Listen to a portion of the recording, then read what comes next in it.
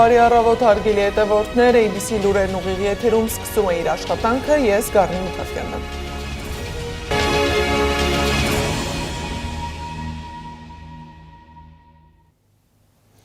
Ոստիկանությունը մանրամասներ է հայտնել 3 աջափնյակում տեղի ունեցած միջադեպի վերաբերյալ։ Ժամը 16-ի մոտակայքում կրակոցներ են հնչել, ինչի պատճառով մահացել է Երևանի 45-ամյա բնակիչ Արսեն Վարդանյանը։ 10 քաղաքացիներ հրազենային վնասվածքներով տեղափոխվել են հիվանդանոցներ։ Առողջապահության նախարարությունը հայտնում է, որ հոսպիտալացված քաղաքացիներից 3-ի վիճակը ծայրահեղ ծանր է, 3-ինը ծանր։ Ոստիկանությունը դեպքի վայրում հայտնաբերել է ինքնաձիգից եւ ատրճանակից կրակած պարկուճներ, նաև կրակոցի հետքերով ավտոմեքենա։ Իրավապահներին հաջողվել է պարզել միջադեպի մասնակիցներին։ Ձեռնարկվում են միջոցառումներ նրանց հայտնաբերելու համար։ Նախաձեռնել են քրեական վարույթ, սպանության փորձի եւ ապօրինի զենք գործածելու հոդվածներով։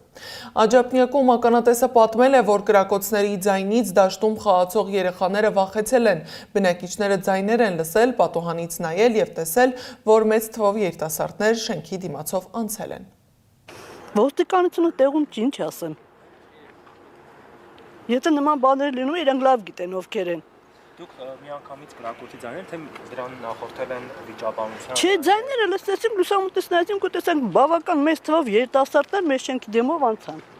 Անցան երևի էսենց թեքվեցին, բայց չգիտենք, որ այստեղ էր դեպքը։ Զարմացան, օրվա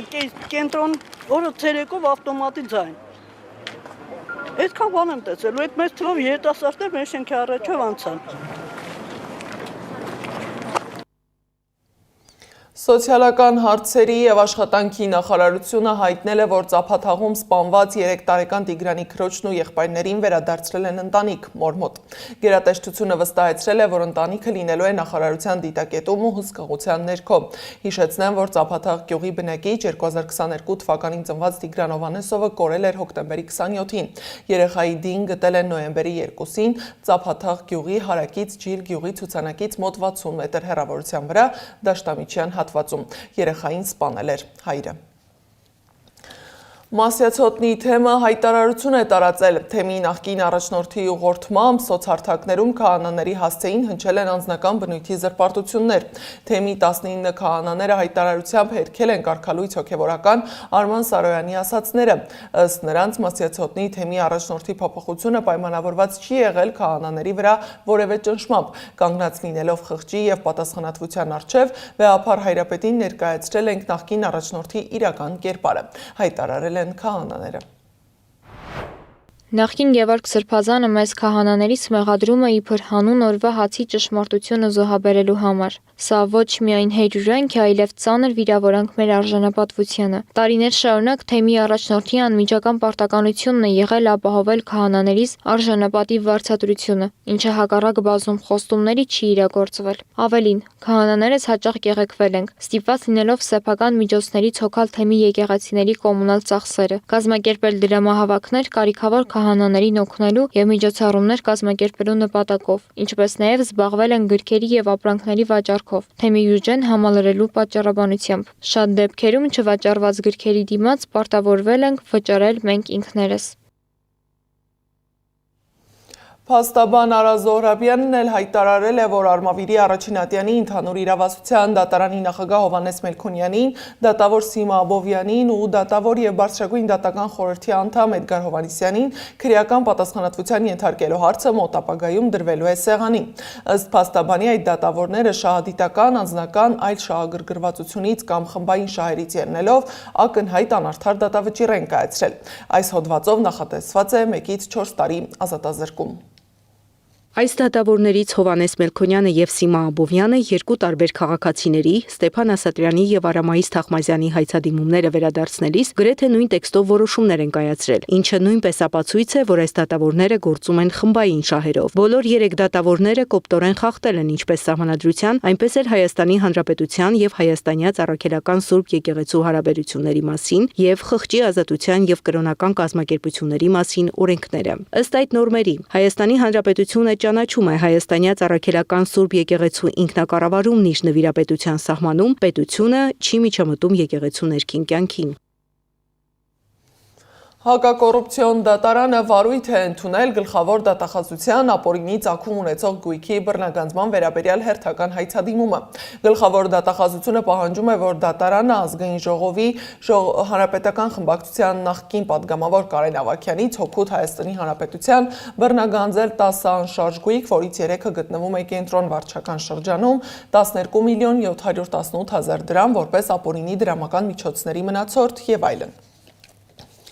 Հակակոռուպցիոն դատարանը վերացրել է Հայաստանի Հանրապետության երրորդ նախագահ Սերժ Սարգսյանի նկատմամբ հարուցված նոր քրեական գործի վերաբերյալ նախաքննության փուլում կիրառված խափանման միջոցը, երկրից չբացակայելու արգելքը։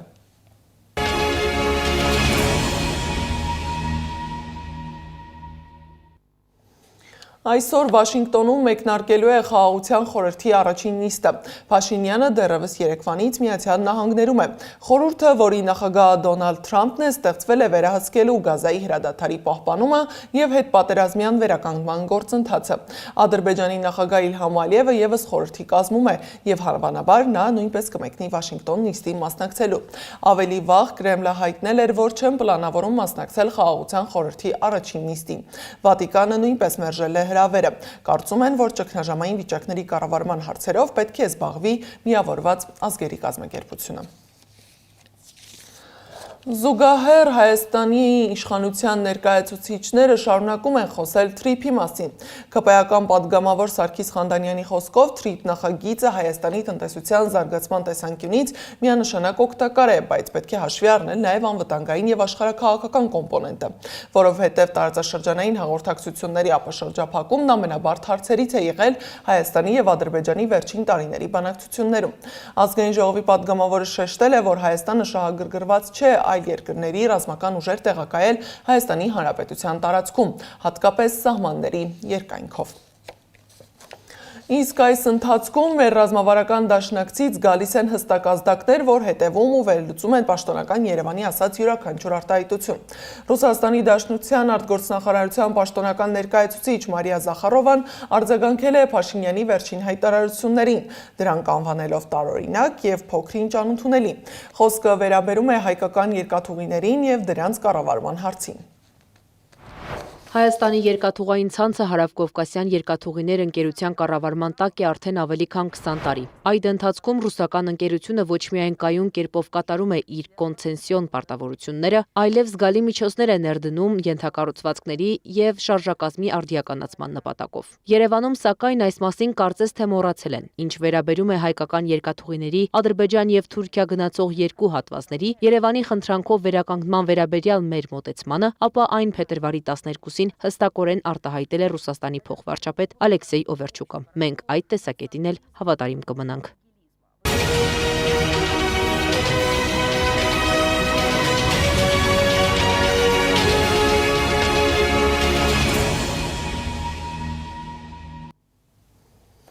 Բանակցություններում Ուկրաինայի պատվիրակության ղեկավար Ումերովիի մամուլի քարտուղարը հայտնել է, որ Ժնևում առանձին հանդիպում է լինելու Ռուսաստանի պատվիրակության ղեկավար Վլադիմիր Մեդինսկիի հետ։ Բանակցությունները տեղի են ունեցել Ուկրաինայի, Ռուսաստանի եւ Միացյալ Նահանգների միջև եռակողմ հանդիպումից հետո։